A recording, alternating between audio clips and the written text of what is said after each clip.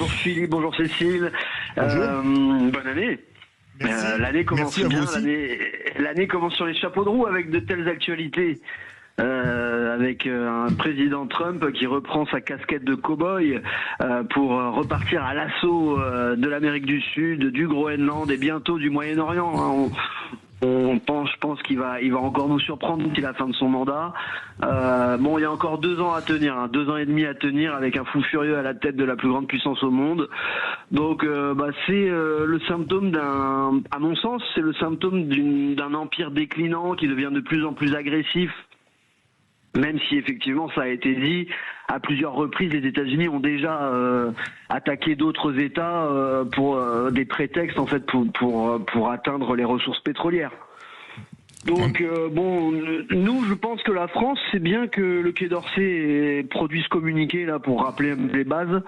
C'est que nous on défend le droit international, on défend le cadre d'un règlement des litiges qui soit pacifié par le droit et non pas par la force. Sinon on revient au Moyen-Âge, on revient il y a 2000 ans. Et puis comme on a des bombes nucléaires, on peut tous s'entretuer.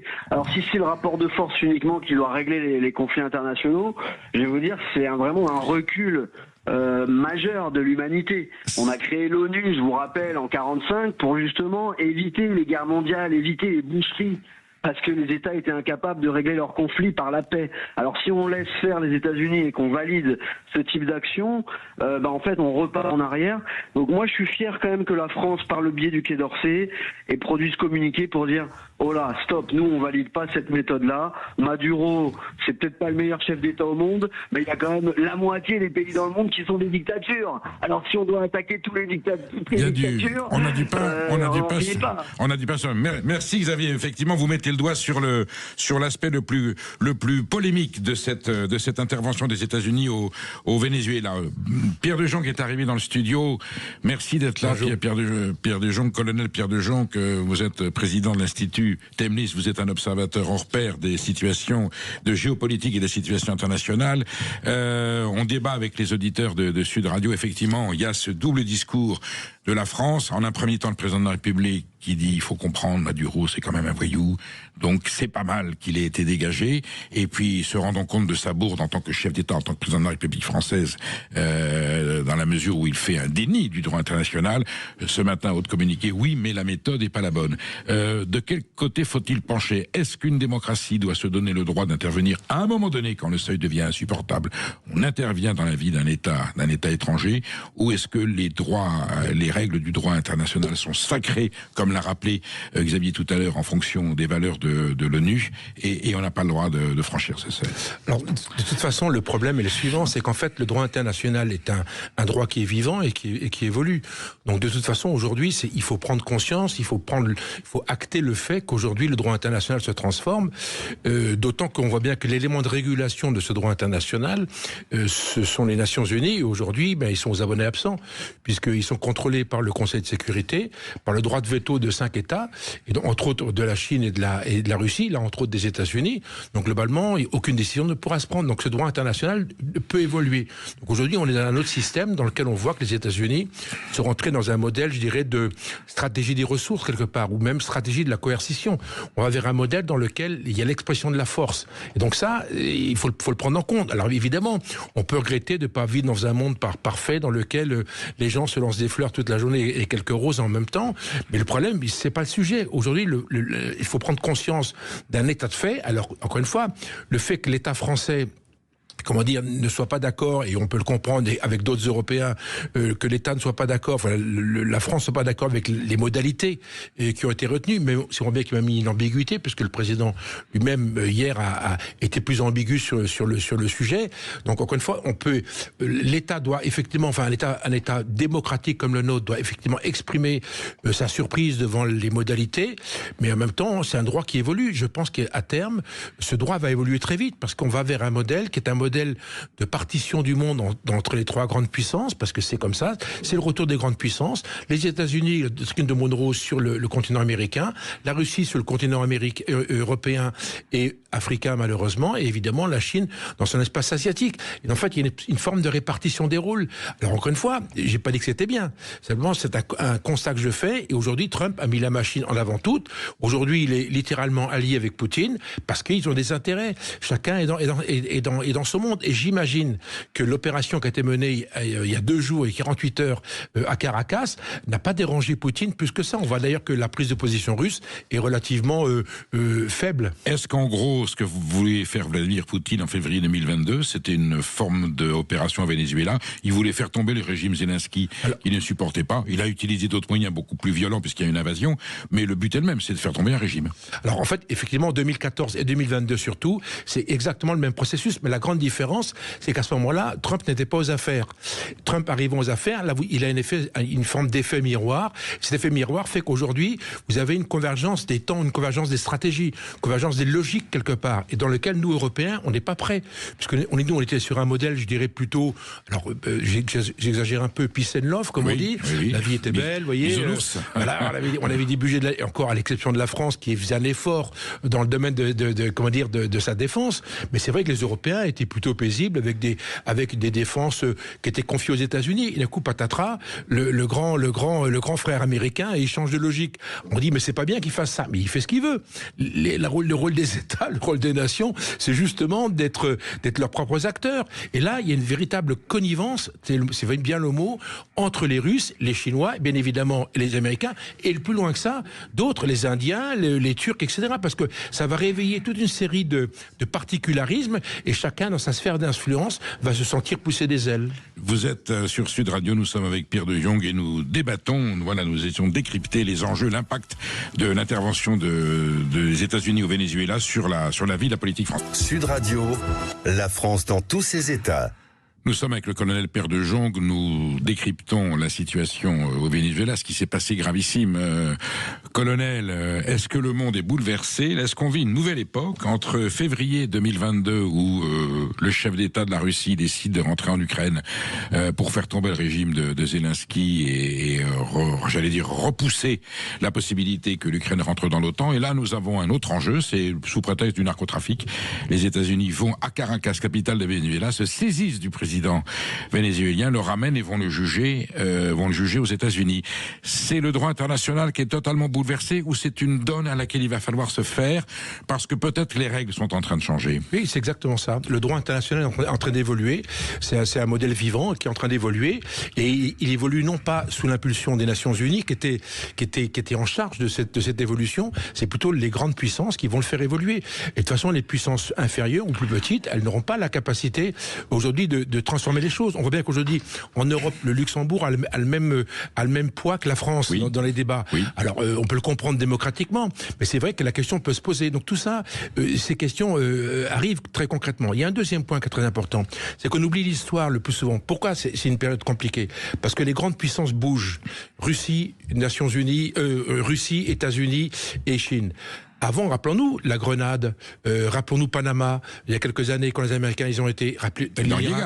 Mais ça, on l'a évoqué. L'Irak, bien sûr. Le Kosovo, on a été bombardé en 98, alors que c'est un État qui était, ingérence, que je sache, ingérence. Donc encore une fois, c'est pas, et les Français étaient à la manœuvre, que je sache, quand on a bombardé Belgrade en 98. Donc très concrètement, notre modèle est un modèle, parce que quand c'est les autres, c'est pas bien, et quand c'est nous, c'est bien. Ça se faisait plus hypocritement, et même la chute du Salvador Allende en 73, c'est une ingérence des États-Unis via l'armée chilienne. Mais là aujourd'hui, on va directement, on envoie un porte-avions, on envoie un commando, on prend le bonhomme et on le ramène. C'est quand même des méthodes. Ou alors on rentre en Ukraine parce qu'on a estimé. Ensuite, il y a débat sur la légitimité ou pas de l'action. Qui peut contrôler et réguler ça? Il n'y a pas d'autorité suprême au-dessus de l'ONU qui n'existe plus. Là, je dois dire qu'elle est en état de mort cérébrale. Ça va être vraiment la loi du plus fort. Oui, je crois vraiment, parce qu'en fait, c'est un autre cycle. Rappelons-nous, après la Première Guerre mondiale, on crée la SDN, la Société des Nations, pour réguler les conflits. Ça fonctionne pas. Deuxième Guerre mondiale, on recrée, on supprime la SDN. Vous vous souvenez comment on les appelait? Les parlottes de Genève. Mais exactement. Mais aujourd'hui, c'est les parlottes de New York.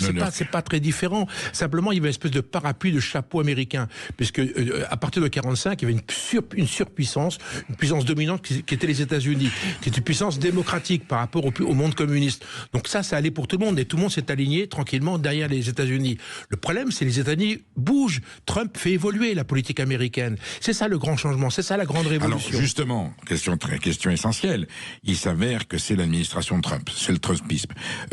Est-ce qu'Obama, est-ce que Clinton aurait procédé de la même façon? Vous allez me dire peut-être que Reagan l'aurait fait. Est-ce que les républicains peuvent être plus violents, plus décisifs? Est-ce que évidemment, il y aura forcément une alternance, on suppose, aux États-Unis. Si les démocrates reviennent au pouvoir, à votre avis, ils garderont cet état de fait et cette capacité pour les États-Unis à intervenir où ils veulent, quand ils veulent, ou ils reviendront à une base plus normalisée des relations internationales? Je ne pense pas que les démocrates soient moins intervenants que les républicains.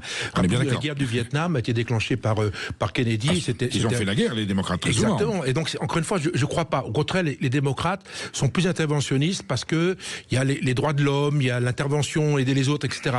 Les républicains sont plus isolationnistes. Il faut comprendre la politique américaine au travers de cette nouvelle logique qui se met en place, qu'on appelle la doctrine de Monroe, 1823, l'ancien président américain. Et vous savez, on a oublié quelque chose déjà. On a oublié, en novembre, il y a un mois, il y a eu ce qu'on appelle la revue stratégique ou la nouvelle doctrine américaine qui est sortie. 30 pages. Tout est écrit. Le rapport aux matières premières, le rapport à l'Europe, le rapport aux autres puissances, etc. Tout est écrit noir sur blanc. C'est une doctrine qui se met en place.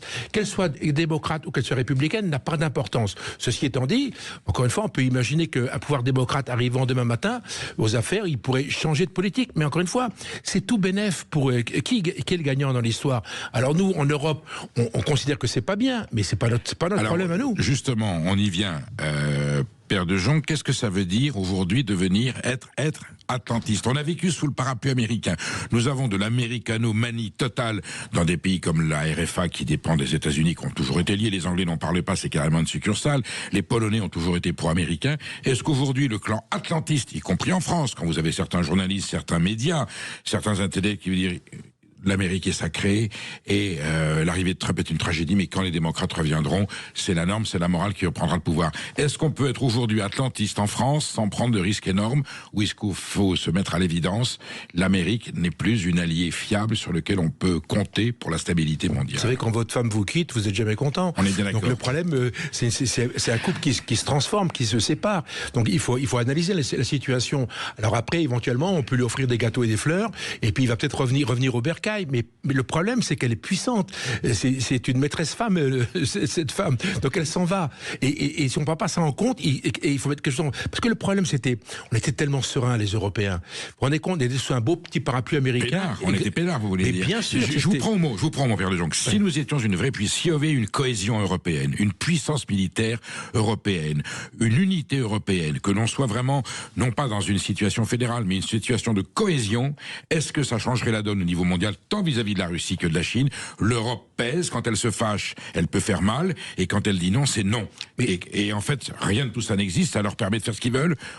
Mais indéniablement, quand vous faites l'addition de l'ensemble des armées européennes, ça donne une armée extrêmement importante. Bien d'accord. Des pays fabuleusement riches. Le problème, encore une fois, tant qu'ils vont acheter des F-35 et qu'il y a du matériel américain, je veux dire, il y a déjà un coin dans le dispositif. Alors on peut rêver de quelque chose. C'est vrai que... Rappelons ce que vous dites. On réarme l'Ukraine avec des vieilles armes, et au lieu de les remplacer par du matériel européen, et notamment français, la Pologne, par exemple, préfère acheter du F-35 américain au lieu de se fournir en Europe. C'est surréaliste, quand même. Et des blindés sud-coréens qu'on va payer, nous. C'est surréaliste, quand même. Bien sûr.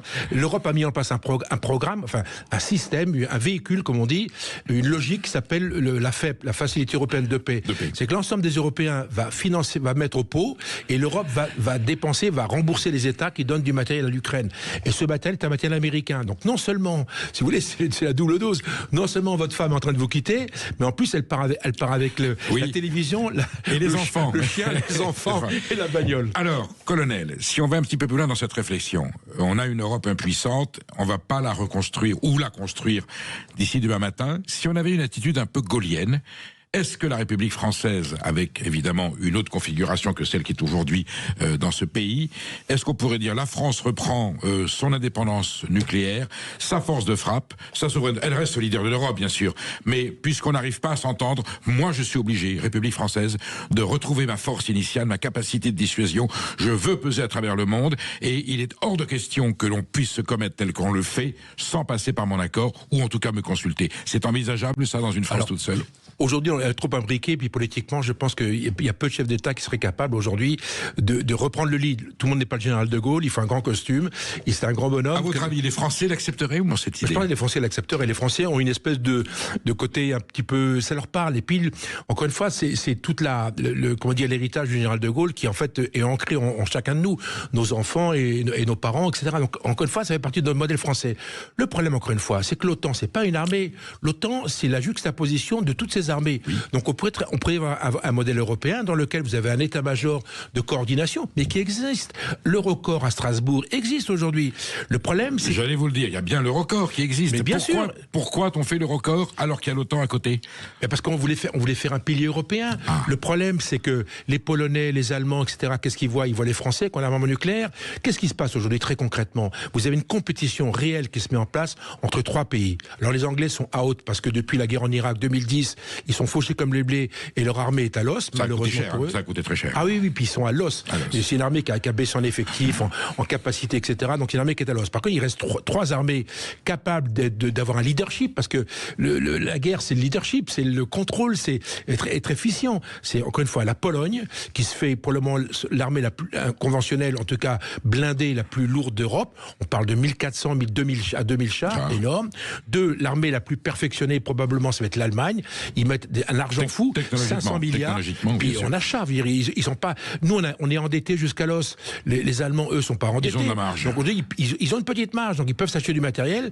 Et nous, on a le nucléaire et une armée, parce qu'encore une fois, l'armée française a des capacités efficientes. Le système fonctionne. C'est une des rares armées européennes qui était encore opérationnelle, qui peut aller sur le terrain, qui peut envoyer des unités, des brigades, etc., sans que ça pose un gros... capacité limitée sur le temps et sur les effectifs, mais on a quand même un peu de conventionnel. On n'est pas totalement désarmé là-dessus. Oui, c'est une armée qui est motivée, entraînée, etc., etc. Le problème qu'on a, c'est l'environnement.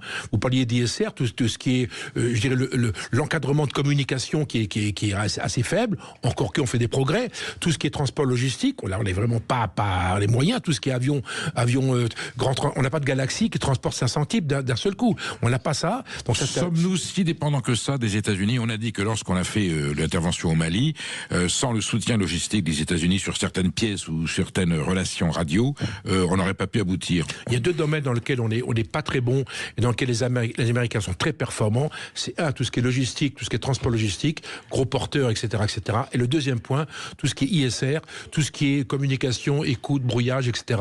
Il faut des moyens, il faut les satellites américains. Mais sommes-nous dépendants d'eux sur ces questions-là? On l'a toujours aujourd'hui. Alors, j'imagine un peu moins nos états-majors résonnent et ça mouliné sec dans les états-majors, mais aujourd'hui le temps n'est pas mort.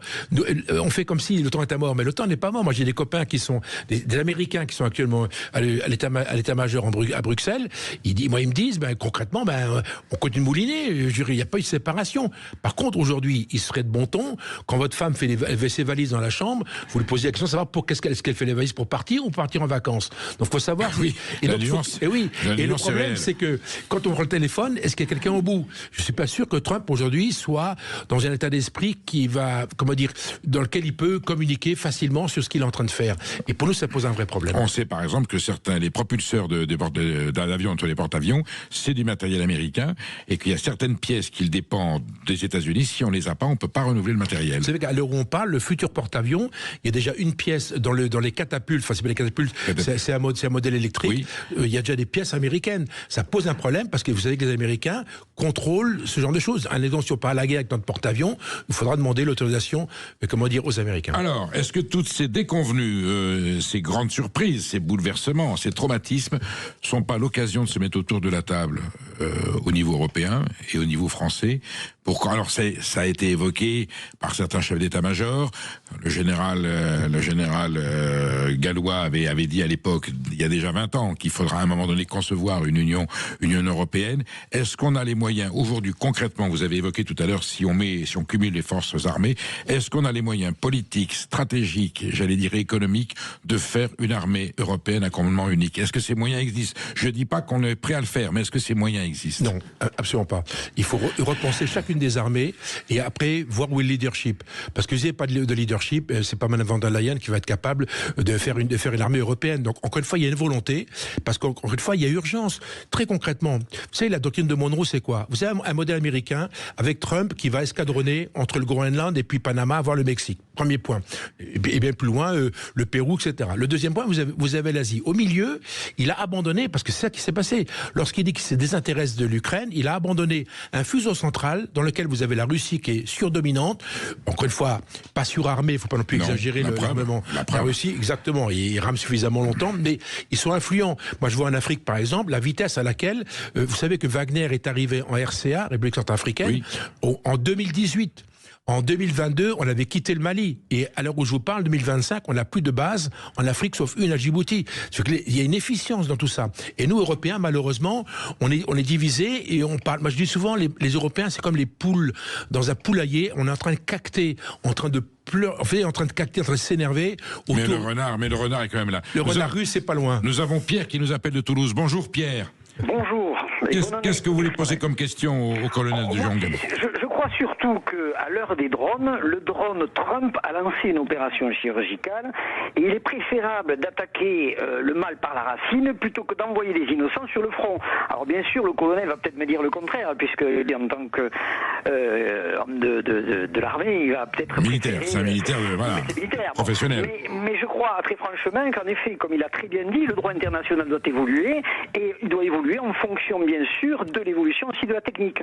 Et en ce sens, Trump a eu raison d'envoyer, de récupérer cet homme qui, comme on le sait tous, vend de la drogue. Et d'ailleurs, je pense qu'en France, il faudrait faire la même chose avec d'autres pays.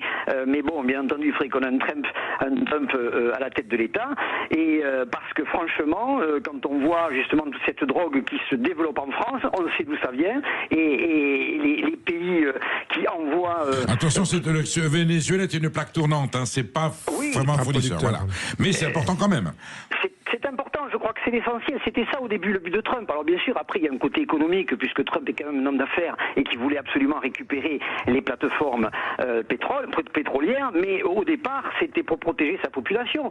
En effet, on ne peut pas continuer à voir les gens mourir bêtement parce qu'ils sont drogués, parce qu'on ne peut plus rien en faire. Donc c'est quand même pour moi quelque chose d'important. Et en effet, déclarer la guerre, c'est pas forcément envoyer des troupes sur le terrain, mais plutôt essayer de trouver les personnes vraiment responsables de ce qui se passe dans le monde. Pierre, vous restez avec nous. Le colonel va répondre en quelques instants à votre observation et vous pourrez échanger sur ce dossier vénézuélien. À tout de suite.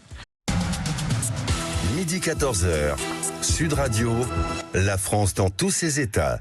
Vous êtes sur Sud Radio, nous sommes avec le colonel Pierre de Jong, nous décryptons l'embroglio consécutif à ce qui s'est passé au Venezuela avec cette capture du président Maduro par monsieur Trump. Nous sommes, alors, colonel, vous répondez à Pierre qui vous demandait que finalement, oui, d'accord, le droit international est violé, mais c'était une nécessité d'interrompre ce régime. Alors, Pierre a parfaitement raison sur le fond, bien évidemment.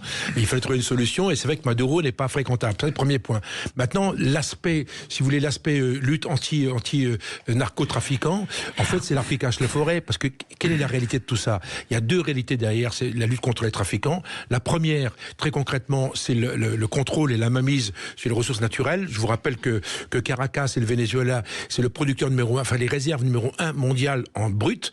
Ils ont pour plus de 1000 ans de réserves. Donc 1000 ans, vous vous rendez compte ce que ça peut représenter si on devait aller sur un rythme tel qu'on l'a actuellement. Donc c'est impensable. Est-ce que vous entendez entendez qu'avec les États-Unis, c'est jamais désintéressé quand ils viennent quelque chose pour un prétexte moral, mais derrière, en général, il y a toujours un enjeu économique. Mais Trump l'a toujours dit. Il y a qu'à voir encore une fois sa revue stratégique du mois de novembre, où il dit très concrètement que l'objectif des Américains, c'est de trouver des solutions économiques. Les accords qu'ils ont signés avec les RDC, les accords qu'ils ont signés même avec les Ukrainiens, il y a toujours un fonds économique. Donc très concrètement, c'est l'objectif. Ça, c'est le premier arbre qui cache le premier arbre de la forêt. Le deuxième, c'est quoi? Et ben, en fait, c'est le contrôle de la sous-région. C'est l'affirmation de la domination, en tout cas, du fait que l'Amérique du Sud et l'Amérique centrale sont dans la zone d'influence américaine. Et ça veut dire quoi comme message? À partir de maintenant, vous ne pouvez pas sortir de cette zone-là.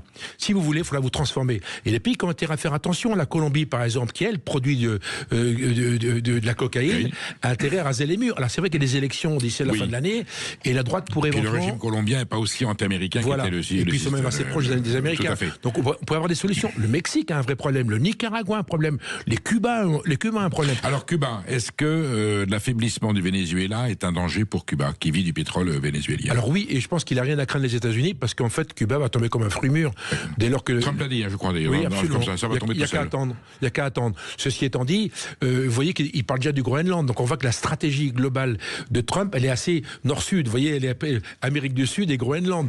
Et ça, c'est pas fait pour rassurer les Européens, parce qu'imaginons que les Américains débarquent sur le Groenland. Alors, pour revenir à un enjeu franco-français, est-ce que ce qui s'est passé au Venezuela peut inquiéter les narcotrafiquants marseillais, où ils en ont rien à faire? Alors, j'ai pas vu le cours de la cocaïne ce matin. Mais est-ce qu'indirectement, il peut y avoir un moment une incidence sur l'approvisionnement de la drogue? Oui, je pense que oui. Enfin, d'abord, il y a des quantités colossales qui se déversent sur l'Europe et sur les États-Unis. Par la Martinique. Oui. Et puis par l'Afrique, le canal de l'Afrique. Oui, mais je sais parce qu'un parlementaire est allé en Martinique. Il a dit en fait c'est une des plaques tournantes de la drogue. Elle passe par la Martinique. On détourne un petit peu l'attention des forces de l'ordre en faisant des manifestations à l'intérieur de l'île. Pendant ce temps-là, sur le littoral, c'est moins préservé et ils peuvent débarquer la marchandise. Vous avez des cargos, des porte-containers, la Guinée-Bissau, etc. Tout ça, il y a un environnement, il y a des flux logistiques extrêmement importants. Maintenant, cette opération de Trump, elle est intéressante parce que c'est les États qui font la guerre aux narcotrafiquants. Alors, il y a aussi un débat sur le droit de ça. Parce qu'il y a un droit ou pas droit. Il dit, oui, vous comprenez, vous détruisez des avions, des bateaux, vous dites qu'il y a la drogue dedans, c'est pas vérifié. Peut-être, mais le mot guerre fait que vous changez le modèle. Donc, il n'est pas impensable que les États européens, pour s'aligner sur les Américains, parce qu'il ne faut pas oublier qu'on est sur un mode d'alignement, nous Européens en tout cas, il n'est pas impensable qu'on déclenche une guerre aux narcotrafiquants. En tout cas, là, on a des États-Unis qui reprennent la casquette de gendarme du monde, alors avec des opérations de police concrètes, ciblés territorialement. On se doute que la porte est ouverte à d'autres formes d'intervention, puisque finalement le président Trump, il se croit investi d'un droit quasiment divin. Il est détenteur de la justice, de l'ordre moral, du camp du bien et du camp du mal. Est-ce que le risque, c'est que d'autres chefs d'État, Poutine doit être ravi en disant moi, ce que j'ai fait en Ukraine, c'est pas autre chose? Est-ce que Monsieur Xi Jinping à Pékin peut dire mais moi, je vais aller reprendre Taïwan? Ou on n'en est pas tout à fait là, ou c'est une option qu'il ne faut pas écarter? Moi, je pense que le passant de Caracas, c'est un droit de tirage.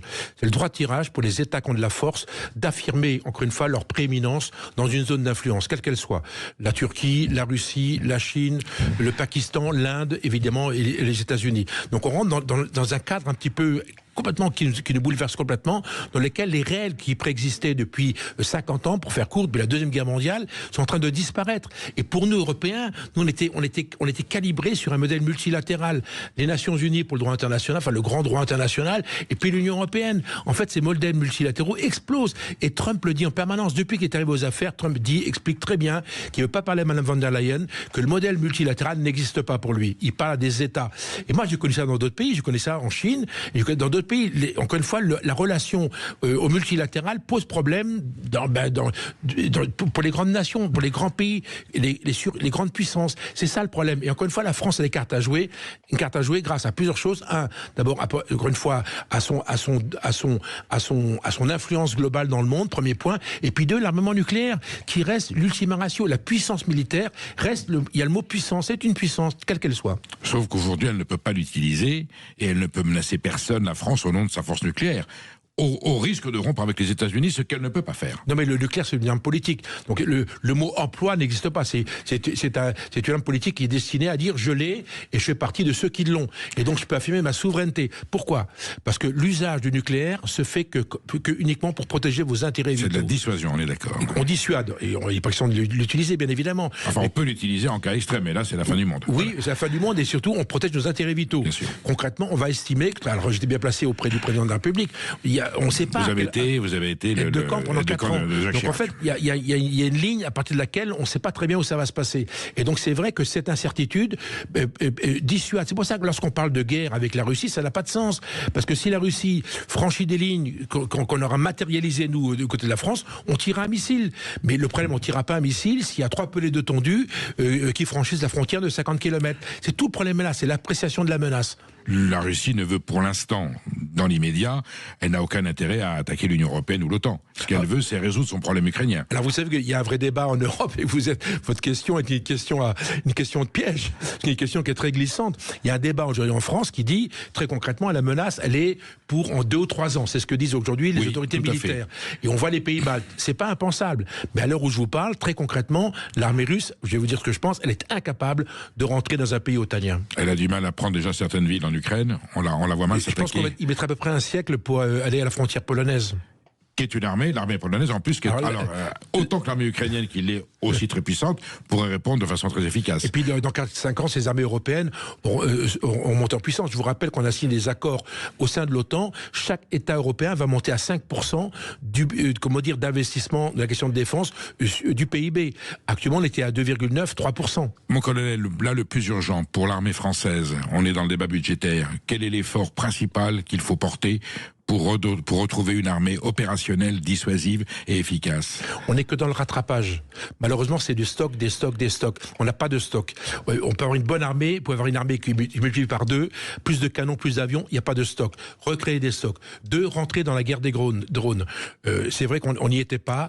On y rentre progressivement. Indéniablement, on fait des progrès dans ce domaine-là. Le 3e point, c'est raisonner en termes d'organisation. On a un modèle armée française qui date des années 90. Un modèle en régression. Donc il faut réinventer des unités, recruter des hommes, acheter des avions, acheter des bateaux. Ça coûte très cher, on a quelques années devant nous pour le faire. Aujourd'hui, l'opinion française, vous la sentez plutôt inquiète sur la situation internationale ou elle est confiante dans ces institutions? Alors elle est très très inquiète. Moi j'entends des choses incroyables. Vous savez, la commission politique qui dit il faut que vous ayez 50 € pour chez vous, au cas où, un truc comme ça tue quelqu'un. Avec tout le système, vous savez, le petit document qu'on a reçu il y a quelques semaines disant attention, dans tel cas, faites ça. Ça, c'est pas de nature, si vous voulez, d'une façon générale, à rassurer. D'autant qu'on est un pays très endetté et les Français savent qu'on n'a pas de capacité d'investissement. Et une armée, ça coûte extrêmement cher. Et si on veut rattraper, ça va demander des sommes relativement importantes. On a surtout envie de se sentir protégé à l'intérieur. Merci Pierre de Jong d'avoir été aujourd'hui sur Sud Radio et d'apporter votre témoignage et vos observations pertinentes. M'est avis que compte tenu d'actualité, il est possible qu'on n'ait pas encore besoin de vos services. Merci, à très bientôt.